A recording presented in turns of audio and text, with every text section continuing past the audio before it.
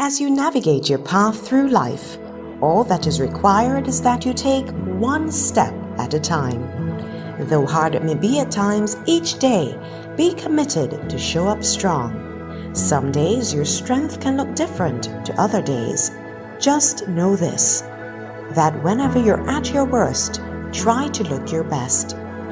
Dress up and face the world. That's the first step towards moving forward.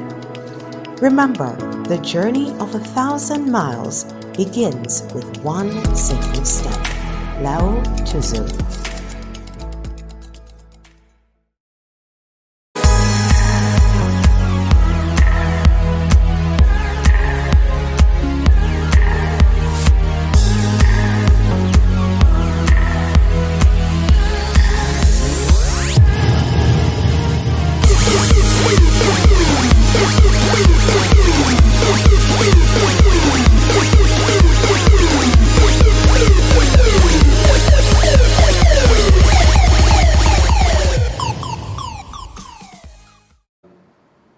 Hello everyone, and welcome again to another episode of the One Step Podcast.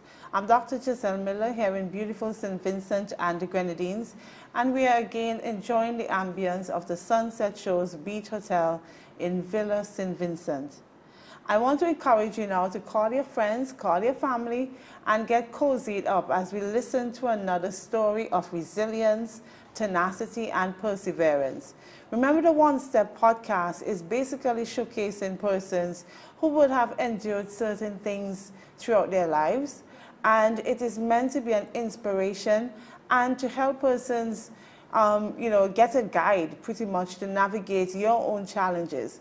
So you don't want to miss this, and we do have another special guest today, and I want to invite you at this time. Call your friends, get cozied up as we go and get some of our ads done, and we'll be right back. At the Vallejo Experience, your total wellness is our concern. We offer professional counseling for a variety of life's personal and corporate challenges, including grief, bereavement, and post-traumatic stress. Our corporate packages also include competitive coping strategies, individual and group dynamics, professional development, and retreats. Perhaps you just need a wellness assessment or some help understanding who you are to restore your emotional balance. Whatever your emotional needs, remember, the journey of 1,000 miles begins with a single step. Take that step with the Vallejo Experience. Talk to a specialist today. Call us at 1-784-498-7772 or visit our website at www.vallejoexperience.com. Video marketing just got a whole lot better with CG Productions. Our promo videos are guaranteed to captivate your audience and drive results. Say hello to more traffic. Don't settle for ordinary marketing materials. Choose CG Productions for extraordinary results. And we are back. And today, my special guest is Mr. Esroy Bute. And he has a phenomenal story.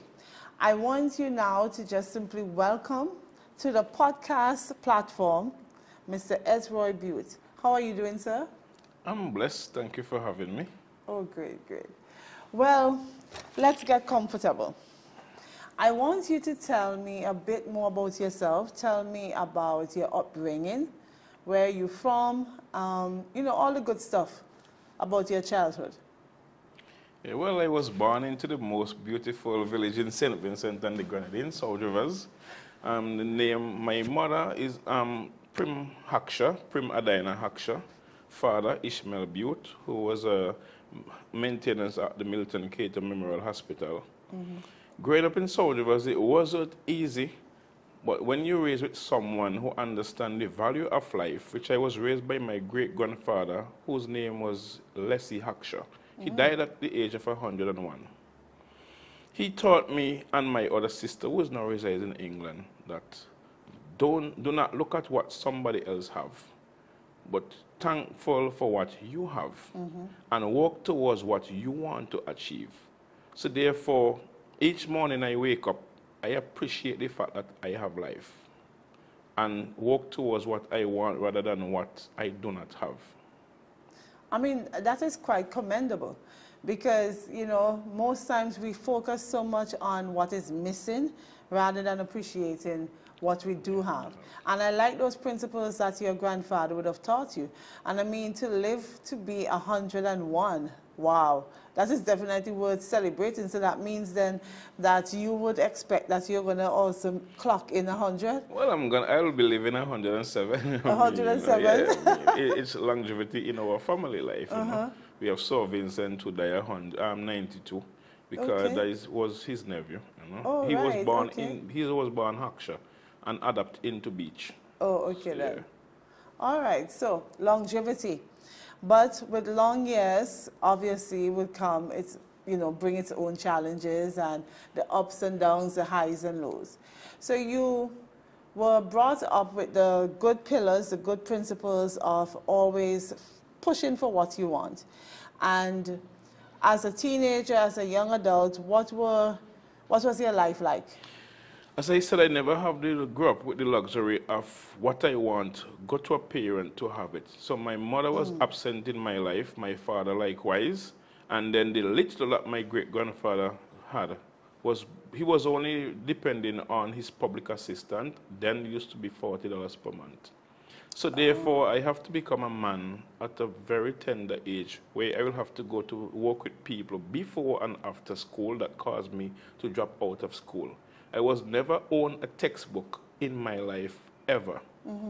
But at the end of the day, because I understand what I want to become, and who I want to be in life, it motivates me to always do things that can empower and will empower myself. Right. So I always seek for every given opportunity that will make me the better person tomorrow. Because being this great person today, it should not stop you from wanting to be greater tomorrow. So tell me something, when you had to go to work in the morning and then, you know, before school and then after school, a lot of children today, if you just simply tell them to do some house chores, it's a problem. And they're right in the house that they don't want to wash dishes, they don't want to make their beds and stuff like that. But you had to actually seek employment. Added to that is the fact that you had to drop out of school. Were you at any point disgruntled, upset? How did this affect you? No. As I said, even though I grew up in South Wales, most young men around my age, I'm in my 40s, smoke, drink, and they live in a life that there's no tomorrow. I never see myself living that kind of life. So therefore, I never went into the hills where marijuana to work with anyone who plant marijuana. I never smoke. I never do a lot of stuff that most people doing. Growing up, what I used to love be doing is cooking. I love to cook. So when them sailor guy come home, they're looking for a chef when they want to hang out. That used to be me. So by growing up also in the DJ room of Africano, where I used to be selecting music for DJ because I'm a strong fanatic of music. Okay. That's why I now join SVG AMP and I just work with some calypso and like Sissy a little bit. We are actually into the process of planning a show for Independence Night. Yeah. So, I mean, I always know who I want to be. Yeah. So therefore, I always have the determination and the drive, and you have to be consistent, because sometimes wake up this morning with a plan, and then sometimes your mind can make you don't want to go forward, because you know sometimes you lie down and then bed might say, man, just stay here with The me. bed said it. Stay here with me. I mean, you have to have that drive and that want, that thirst for something to want to get up out of bed. So I mean, today's generation, because they have the luxury of where parents providing stuff for them, they don't understand the value of a lot of stuff because they never really have the opportunity to work for stuff. I couldn't remember, I listened to Elton John one time. Even though I'm not a supporter of two men, steady parenting children, that is their life. But he said, even though he has such amount of money, his two sons not going to benefit all of it. He trained them to do gardening. They had to work with them around the home and in the garden, just like if they have a job. Yeah. So he's trained them to be the better men of tomorrow, because he's not going to will all of his asset to them. Yeah. He's going to will enough for them to buy a home, etc. But they have to work, because sometimes when your hands tough to children, it come like you are destroy the future of those same children, because I mean they're going to vandalize or squander it because they don't know the value of how it was earned. And you're right, because even I believe Shaquille O'Neal would have said something similar in regards to his children, that he is not just going to hand things to them, but they have to actually earn a lot. And he said that he would want them to have a degree. So when you present a degree, you get some money, meaning that you have to apply yourself in school. But one of the things you said there that really stuck out for me, you know, oftentimes a lot of persons use the words of, I think, was it Buju Banton that says, circumstances made me who I am. And if you were to give into your circumstance of being born in poverty and hardship, and you were supposed to just simply live according to that, you would not be where you are today. And as I always say, I'm very proud of my upbringing. I'm not ashamed, and I regret the way I was raised. I regret, yes, I didn't have the opportunity to get the best education. But at the end of the day, a lot of people get the education, but still not utilizing it accordingly. Because you can have a master, or your parents can fully school you. But what about if you're not willing to make the best out of it? Yes. Just like training a child. I training you to do this, to become this person that society will accept. But your mind ain't give you that drive. You have to first accept something and want something in order to achieve it, or to be inspired doing it. Like I could remember in 1999, I got a call from, that time I used to be by a cousin of ours who have a shop. That was the only person who out of probably 3-4 persons who had a house phone in South Rivers them time. And she said, somebody on the line for you. When I go, the person said, okay, is your father, Esroy Bute. He never supported me. So out of nowhere, he called me. He said, okay, I want you to show up tomorrow for an interview at the hospital. I believe in time, because I always believe in myself. If self-confidence was a person, it would have been Esroy Bute. I like that. Trust you me. One body don't believe in cancel or anything. I don't believe in doubt. I always believe in how can I make it possible. Because there always must be a way to get something done. So I showed up the morning for the interview. And then I sat with Mrs. Pamela Bonady. And then after having the conversation, she realized that I have something, you know, in me that I need the support to achieve. So I got the job. So I was working as they call a porter boy. That, you know, when any document to go out the hospital, come in the hospital, the food stuff, the grocery, etc. I was in charge of that, laundries, everything. And also to get the money to the bank, the stamp, everything it goes out and in the hospital. That was my job. And then from there was like a wall of opportunity open there for me. At that time, I have both my legs. There's a lady, she's still alive, named Euphina Stevenson. We used to call her Sister Stevenson. She used to be housed at the nursing hostel. You know, there's a house to the back of the hostel. She used to be living there. She just fell in love with me. Just like Miss Pamela Bonady, she used to trust me. She believed in me, and I used to have the key for her office.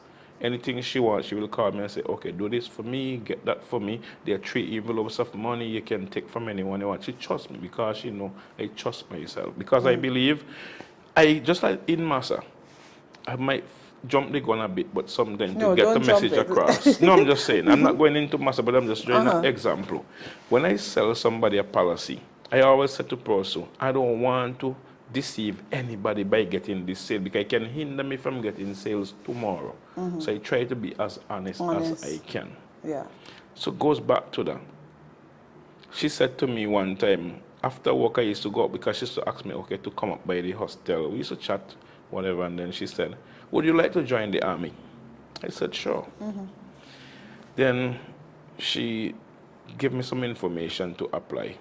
I applied, And then one time I get a call that a package was there at the Democratic House because this stuff used to be coming to the Democratic House at that time. So I went there. They said I had to look for your name. I found my name. The package was there for me. In there was some exams, etc. have to do and then post them back. Then wait for a response. Then the response came in and that I have a date now. But before giving a date, a final date that you have to travel to England, it was to do a training here. At the time, they used to be trained at the Atley Hall Marine, where you have to pass the interview, the medical, and the physical. Yes. So even though you fail the exams, once you pass the medical, the physical, and the interview, you cannot fail the interview and the physical and get through. That time was 500 of us, only 183 of us was selected. And you were among the 183? And I was among them, yeah. As much as some of them went to college, etc. And I did not. I was still above the rest of them. Because one thing I love to listen attentive, and I love to focus, and also be sincere to myself. If I understand something, I will ask you to repeat it. Sometimes a lot of people fail interview because they want to play too educated. They may understand a question and they try to answer it and messed up. I joined the army on the night, this Saturday night, which was the 10th of March 2001. I went Sand Hill where Barry Salmon was there performing for ULP. And I reached home in the morning. The same morning I was there, a vehicle was there to take me to the airport. Even though I work hospital up to the very Saturday. That is how much I love to work. Even I was asked, okay, you can take 2 weeks because you're going away. On the 11th, I decided I'm going to work right up to the very Saturday, which I was leaving the Sunday. I left St. Vincent on the 11th of March 2001, reached England the Monday, and then sworn in on Friday, the 16th. So tell us a little bit about your experience whilst being in the British Army. Well, the Army, as we know, is a career-driven organization, also a world peacekeeping organization that mold your mind and help you. It's a disciplinary organization also, where it trains you to be a better individual in different career opportunities, skill, etc. So knowing the person that I was raised to be, I enjoy my very little time there. How long were you in the Army? Not so long, not so long. But the thing about it is that there are certain stuff that feeling not like a human that you're going through during training. Like for instance, when they have they have different kind of parade. Not parade that we call it parade here where people march, etc. Have we call show parade, staff parade. That is basically for recruit that summoned because of whatever reason. If they have during inspection, your bed it wasn't made properly, or your uniform wasn't pressed properly, then they will place you on parade. Oh, okay. Show parade is where you're standing for 2 hours without moving. So you stand there, sometimes you don't know if you're standing on your own leg, what, etc., feet, whatever. They're numb sometimes, and if you drop, they're leaving you there until the parade is over. That's where they're inspecting every recruit. Make sure your uniform. So you had to be on the parade? The right. See, might go on parade already. You know? Okay. They're never a recruit during training who never went on parade. There always some reason. Because it's a learning experience. A learning how experience, you grow. yeah. Okay. So I mean, parade, everything in the army is to make you a stronger person. Sometimes some of the things that even the commanders do to you is not because they hate you, but it's to build your mind and to discipline you. Okay. All right. Yeah. Sounds good. So we're going to take a quick break, and we're going to hear from our sponsors another time, and then we'll be right back.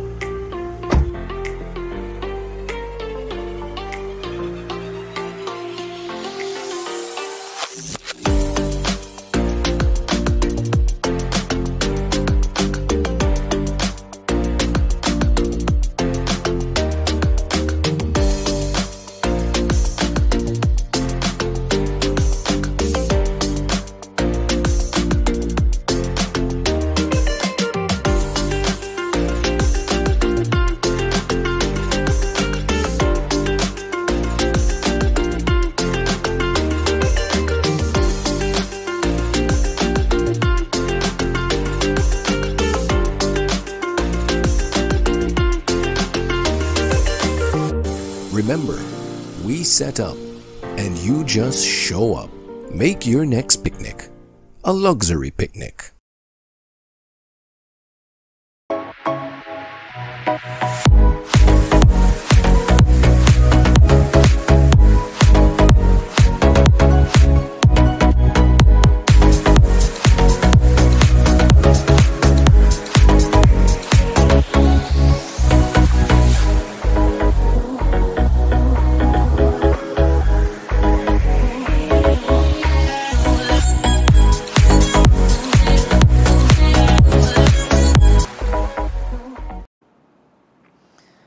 It seems like all of your experiences so far has been geared pretty much to make you a strong man. From childhood, then going into the army. But what I love and what is coming out a lot from what you're saying, you have a willpower to persevere. You have a willpower not to give up. So even when it was difficult in the army, and you know, a lot of persons, as you rightly would have said, have a somewhat misconception, because persons like the idea of going into the army because they get to go to England, but they don't realize that it's a lot of work, it's a lot of effort that you have to put in. What would you say to anyone who is looking towards going into the British Army or even in the US Army? Persons often ask me for advice. I will hear people say, okay, I would love to join the military. I always said to them, I'm not going to encourage nor discourage you, but I'm going to be honest with you. If you love to sleep, don't try it. No, there's not for you. Trust me, the army is not for you if you love to sleep. If you're not a team player, don't apply for the army. It's what teamwork is very, very critical in the army. Like for instance, sometimes they give us 3 to 4 minutes to bathe and dress in your uniform. You have your uniform outside, you have what we call the long johns underneath, then you have to have your notebook, your pen, put on your boots, everything. You have to dress like how you see soldiers in dress. 4 to 5 minutes. 4 to 5, and also shower. So sometimes people run in the shower. I mean, 54 of us was in we call Minden platoon. You run into the shower, you don't care who naked, you don't have no time to watch who man they, how they look. I mean, your focus is to get in there. And then the most enjoyable part of it, which can be the saddest part for a lot of people, because who believes in teamwork, will enjoy it. But selfish person will not enjoy, because I mean the platoon commander will be, one of the platoon commander will be standing by the doorway in the hallway, as we say, corridor, and he will call out one. That means the first person that ready, they won't know who ran out. Then number 2, they say 2, 3, 4, 5, and then after the time that they expect everybody's supposed to be in the corridor first, others are inside. Those who outside getting punished instead of those who late, because we're supposed to assist each other to get ready. But it's very difficult for me to assist you, given all of us have only 4 minutes. So sometimes I don't have enough time to try to do it right for myself. But I mean, they still expect for us to help each other. That's why they train us in the army to do every and anything possible, because they don't want us to drive and go, like say me and Colin going down Leeward. He have a migraine and he feel getting a blackout and we have to be stuck there. I should be able to take over the steering. Yes. Okay. So I mean, because if in the event of so a you war, always think about someone else. You have to be thinking about someone else. Okay. And not about only yourself. All right, very good. So we are going to move now to your story in terms of how you ended up being an amputee. You have an amputation of your leg, and that, I'm sure, would have changed the trajectory or the direction of your life. So you were in the British Army. What transpired? What happened to bring you now to this stage where you are operating with one leg? Okay. When I come back home to St. Vincent, you know, growing up in the soldiers, we like one family. Everybody related. So when there's a construction going on, you don't have to be looking for everybody to employ, but rather than, I will see my neighbor jogging son, I will go and assist. Banana assist. That's why first we call trade, because if you you're a farmer, on Saturdays everybody decide to be going in by Miss Dr. Miller farmland this Saturday to assist her. Next week Saturday, so I mean you don't have to be really And pay that's for labor. community spirit. That's really good. So I mean when you see someone doing construction, it's for us naturally if we don't have anything to do to assist them. But on that morning, Friday the 29th of November 2002, the lady, we used to go to the same church, New Life Prayer Tabernacle Pentecostal, to come and assist them. I went. That time they was working on the roof. They wasn't putting on the roof, but I mean it was the upper part. They was doing the column, etc. And then the side I was on, let go. I fell. It was from upstairs. The side fell on top of me, crushed my leg. After my leg amputated on the 16th, because the incident took place on the 29th of November, but the amputation took place on the 16th of December. Okay. I was discharged on All Year's Day. Oh, wow. Okay. Yeah. I went home. I never... Tell us about the process from being discharged. Yeah, that's where I'm going, okay. yeah. So I discharged and then I went home, go All Year's service the night, even though I didn't have any training how to use crutches, but I always determined to do stuff. So I the pastor picked me up and he drove me to church and back home after All Year's service. And then he will pick me up for dressing. I actually do dressing 3 times. I have good well in skin. And then January coming, I was there. And I said to myself, I'm not going to be sitting around and feel pity for myself. So I accept that this is me. I have to now accept the new me and figure how I'm going to operate as a new person. One of the things that we generally hear is that big men don't cry and all that stuff. I'm guessing that's something. I can't cry. Because when people, person from church and other persons will be coming looking for me and crying, I will console them. Because I don't love to be around people crying. Why is that? I mean, I don't know. I believe crying and pity and sometimes emotion can't really solve problem. It's about seeking solutions. But isn't it important sometimes to just simply acknowledge how you feel? Sometimes it breaks you. I know sometimes it can only break you. I mean, stressing yourself over something that you have no power over. I mean, everybody come and cry. If the whole world is 7-point-something billion people come and cry for me, my leg is not going to come back. Especially, persons, family members, friends, to, give the avenue for persons to actually still be able to function and help themselves. But I think sometimes society in itself can cause stigma and discrimination, because I can tell you from my own experience, you have a person who just lost their leg.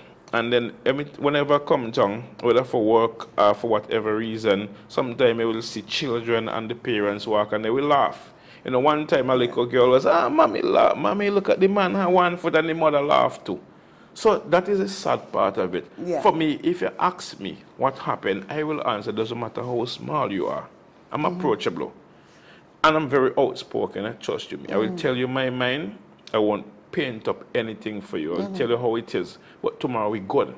Even though I disagree with you today and I don't like the fact that what you are saying and doing will be very hard with the truth. But we should not become enemy because we have different views. So outside of persons maybe pointing, laughing, what are some of the other things that society-wise or societal-wise that made it difficult? Even in my own community, where people have different views. Some say probably he killed already, he never reached that stage, or probably retribution. Sometimes people want to encourage me, and sometimes the encouragement based on emotions and pity. Man, I sorry happened to you, man, oh God, what you lost your leg like that and whatever. And I mean, things like that not helping me. Right. Okay. I want encouragement, and someday you have to be very careful as to who you take encouragement from, words of advice from, because I mean some people can only offer what they have. Like for instance, encouragement come like a cupboard in your kitchen. If you don't have rice, you can't offer rice. That is true. So if you don't have a strong willpower or the mindset, now the knowledge to inspire people, whatever that, something that, mind you me, a person can say something negative to you in the form of encouragement, but based on their level and understanding, it may not be make any sense to you, but we have to appreciate the fact that this is his level at his level. This is his level of understanding. Right. So I would not accept it, but I would not make the person feel bad, because I mean, not everybody have the knowledge to give a positive encouragement. Right. So if a man come and say, man, I sorry I lost your leg, man, where I go do now, man, you going to just have to sit down in the corner, you know, and then people just come and give you a piece of bread. I mean, I would not vex if you see it like that. But one thing I do believe in, if you believe in yourself, just like respect, respect must be on.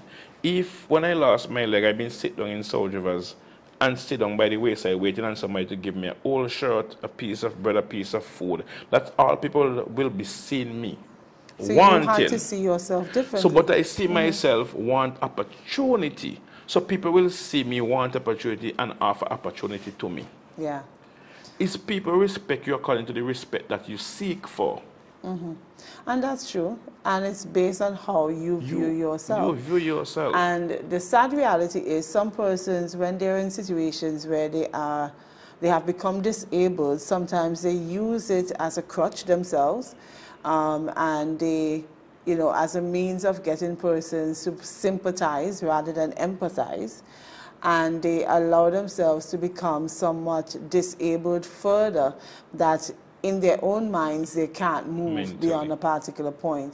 But when we think in terms of society and someone who has an amputation, you have one leg, was it difficult, like on public transportations, walking the streets, going into buildings? Because sometimes these are some of these systemic things that can make it so challenging that persons just give up and stay at their homes. It goes back to mental strength. As I often, this is one of my most favorite terms. A man who can lift a truck up and put it on his shoulder is not a man who is strong. But a man who is mentally strong, who can accept and move forward. Because you have to be mentally strong, especially when you have a condition. Yes. Just like, for instance, there are persons who are HIV positive and afraid to enter society, to move about in society because of the stigma. And they're supposed to accept that I'm already HIV positive. There's nothing I can do to change unless if it's the will of God that a miracle work. So they will go around as you, so as normal. So for me now, I don't see myself less than anybody else. I don't look up to people and I don't look down on people, because I mean, naturally, according to God, created us in his own image and likeness. And then he never said, okay, because he said, give. I love giving. That's my driving force, giving. And I mean, one time somebody said to me, but you have one leg. I said, but the Bible never specify who should give. It never said 1 foot man should receive and 2 foot man should give. I mean, is whoever can give. I mean, giving is an action. If you want to share, you will share. I'm a selfless person. If I have $1 and somebody wants it, I will give it to them. Let me go back to a few years ago. One time, I was at Alan's truck in town buying bread. And I overheard a guardsman, security, was telling somebody her water bill disconnected, and she asked her children, them father, for money, and since she stopped sleep with him, he stopped assist. And then by the time she pay her rent, she can't do any other thing. I have a softness for people. I was in the conversation, but I overheard the conversation. One thing I always say to people, if I have the power to pass the law or to preside over any matter regarding parenting, where you bring a woman, report a man for child maintenance, I will send that man to. It's a man's duty to take care of his child or children. Whether you and the woman together or not, the child should not be in the end relationship where you and the woman no longer together and the children them also end. You end your relationship with the child or children, and it creating a problem on society. Yeah. So when after she and the person conversation end, I stopped her. At time I was on the Youth Empowerment Service, making $390-something a month, you know, renting a room in Kittels. I mean, that was to something for the room, the rest for transportation. But I believe in faith, and I'm a hustler. So I approached her. So I said, sorry, and I introduced myself. I said, I overheard the card. Not that I was listening into your conversation, Yeah, but I overheard because you were speaking that publicly. We couldn't hear. So I said, I have only $390 something, I'm going to give you it to put on because I understand the importance of water. Not like you're in South Rivers where you can go to the river, spring, etc. So she said, but you have one leg. I mean, why should I take money from you? I mean, my conscience won't allow me. I said, do not rob my blessing. I said, I offer you it. My rent ain't pay it for the month. But I gave it and she took it. By the time I reached by People's Pharmacy, I met a guy, Kevin Charles. They used to call him Polish. He used to play in the police band. One I trained in the army together. When he come in, normally look for me. He said, man, I just get in last night. I had a pass. Where does work? What time? I say, used to. He said, I see you there. I say, well, whatever. He said, man, hold on, pen this. He gave me £250. Wow. So in giving, I always be inspired in giving. Because that's where your blessing because is. I always have the experience that it always comes back to me. Like, for instance, as a master agent, right? I go to schools and do presentation. They might need a projector, and they ask me, I will buy it from my pocket. It's not that I rich, but I believe in giving. I donate trophies, etc. to schools. That's why people will refer other people to me. I see myself for myself as an investment, a business. When I give back to society, it will come back to me. Yeah, and that's good. That's definitely commendable, because a lot of times we are so bogged down with what's happening with us, we don't see others. And I really want to, show appreciation to you for the efforts you're making to touch the lives of others. We're going to make our last stop just to tune in a bit to our sponsors. And when we come back, we just want to wrap up by hearing what's next for Mr. Bute. What's next on your trajectory, where you're heading, what's going on. I know you're a master agent, so I'm not sure if you're going to be the CEO of Master soon. So we'll take this quick break. At the Vallejo Experience, your total wellness is our concern. We offer professional counseling for a variety of life's personal and corporate challenges, including grief, bereavement, and post-traumatic stress. Our corporate packages also include competitive coping strategies, individual and group dynamics, professional development, and retreats. Perhaps you just need a wellness assessment or some help understanding who you are to restore your emotional balance. Whatever your emotional needs, remember, the journey of 1,000 miles begins with a single step. Take that step with the Vallejo Experience. Talk to a specialist today. Call us at 1784-498-7772 or visit our website at www.vallejoexperience.com. Attention all business owners. Are you tired of ineffective marketing strategies? Look no further. CG Productions is here to revolutionize your marketing game. We offer quality flyers, promotional videos, audio production, and other marketing materials that will set you apart from the competition. Say goodbye to mediocre marketing and hello to stunning, professional materials that will capture your audience's attention. Visit us online today at CG Productions to see what we can do for your business. Quality marketing materials, guaranteed. CG Productions, your marketing solution. And we are here with Mr. Esroy Bute. He has really displayed some tenacity and resilience over his life.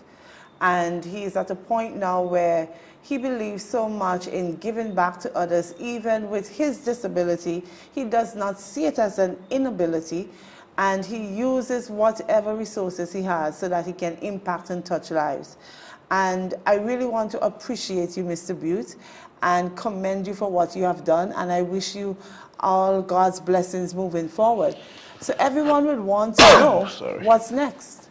What's next for Mr. Bute? Well, what's next? Being an agent of Master Assist, which is Medical Aid Service Association, is like home for me. Because anything to do with assisting others is something that I have a great passion for. I also have passion for business. Okay. And also to communicate with people. So being an agent of Massa, I have the opportunity to express myself in doing all of these. One, selling, doing business, that is part of my job. Interacting with people, part of my job. And helping others is part of my job, because when and you your send passion. that's my passion. So therefore, so being an agent, I started Massa in around October, late, I think it's the 21st of October, 2021.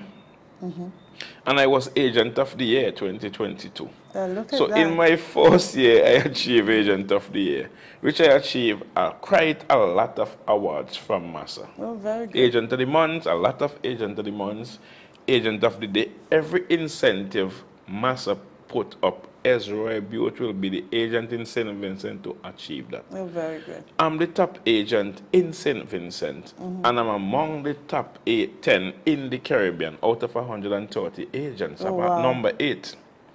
And it's really tremendous for me, because most other countries have mandatory Massa. So they don't have to go out like us and persuade and put in the extra effort.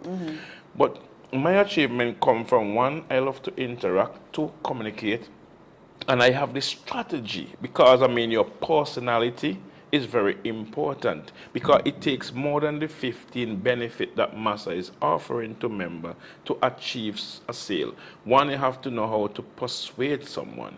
You have to know how to make a person understand why they should have Massa. Yeah. So I mean, I believe that God blessed me with this skill and talent. That's why I'm doing well in Massa. Because funnily enough, that sometimes Massa require 15 sales minimum from every agent. And for the last 2 months, I the only agent probably bringing in sales. It's very, these 2 months will be very tough. But I mean, as something they ask how I do it.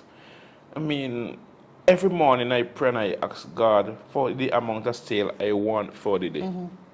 So I say, God, have your will, have your way. Guide me today. I'm looking for 5 sales. Sometimes I achieve it. Sometimes I achieve none.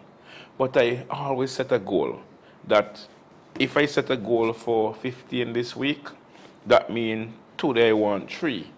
If I get the 3 today, going harder tomorrow to achieve that 3 sales. And you stick with it. And I stick with it. I mean, it's discipline. You have to discipline yourself. And consistency. And then not always about working hard, but working strategically and also smart. Because I have my place. Like, for instance, I walk North Leeward, North Windward. People see me all over the place. Because I understand how to do this thing. I do Massa like a politician. I even do house to house. So, okay, someone is listening and looking at all that you have been doing, what you have been achieving. If you were now to basically give them one word of advice, maybe the person has an amputation, maybe the person has an illness or something that is causing them to feel bunged down, that they don't feel that they could push through. What would be your one word of advice for that person? 1, believe in yourself. 2, because nobody can believe in you unless you believe in yourself. Because even though the whole world believe in you and applaud you and you can't believe in yourself, you're not going to make it. Determination, you must be determined. I mean, failure is a part of success. Yes. You can start a business today and realize, boy, you have to keep putting money into the business. But one day you're going to reap that reward. It's not about expecting to achieve a goal today, but set a long-term goal. So determination comes into play. Consistency is not about giving up. You have to continue want to do it. Persistency. So I mean, we need a lot of different qualities. We need these qualities rather to achieve goals, because you have to have the confidence also. Because sometimes going to schools and present to teachers, going to doctors, these kind of persons that society look up to because of the level of education that you require to do these kind of jobs. Some people might have fear. That's why every agent doesn't want to work with me, go out with me, because I love to be the one to talk. Standing here in front of people with PhD, masters, etc., presenting master, the kind of question people be asking you, you have to be very sharp, because sometimes you have 15 minutes to present to an audience. And then the question, sometimes you have to be very smart when presenting. You have to know how to manage the questions and how to also sell your product, because one question can close the 15 minutes without you get across your message. Yeah. So I'm here to market dairy milk. I can't allow you to ask me all kind of questions before I explain to the people why they should drink dairy product. And why the product, why it's important to have the product, etc. So I said to persons whether with this whether physical or mental challenges or whatever challenges you have, because some people, they have every body part intact, but remember, all of us, every human being have a form of disability. Because disability not only a man who blind, who deaf, who have one leg, who is in wheelchair, etc. It's something that you can't do, because if somebody to put you in a helicopter right now and you have to fly that across to Grenada to save your life, you find yourself disabled. So naturally we should not look down on anyone, but rather see each other as to who we are, because God sees us equally. Yes. That's why he never said, okay, a man in a wheelchair don't have to ask forgiveness to go to heaven. God doesn't compromise.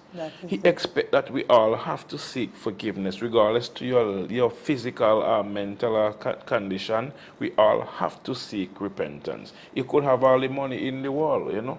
You can't bribe God. You can't bribe God. So we are all equal. We are all equal. And we can all learn and grow and build from each other. Even before Obama said we can, I always know I can.